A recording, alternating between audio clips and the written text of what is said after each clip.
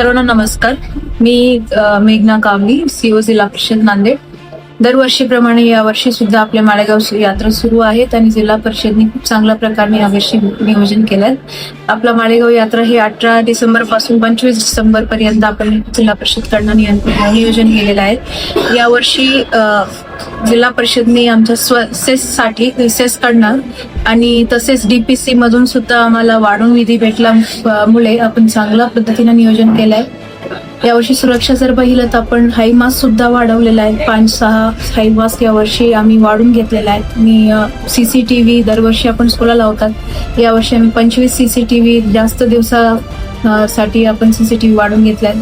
तलाव यावर्षी आपला अतिवृष्टीमुळे तिथं ओव्हरफ्लो झाली होती, ते तलाव सुद्धा आपण दुरुस्ती करून घेतलाय. तसेच आपण यावर्षी 2 तलाव ठिकाणी जीवरक्षक सुद्धा आपण यावर्षी नियुक्त केले, त्यामुळे एक जीव सुद्धा आज सकाळी लाईफ सेव्ह झालाय. असं या पद्धतीने जिल्हा परिषदने यावर्षी खूप चांगल्या पद्धतीनं नियोजन केलंय. तसेच रस्ते दुरुस्ती, तलाव दुरुस्ती, पिण्याच्या पाणीसाठी चांगल्या सुविधा यावर्षी गावकऱ्यांना भेटतात.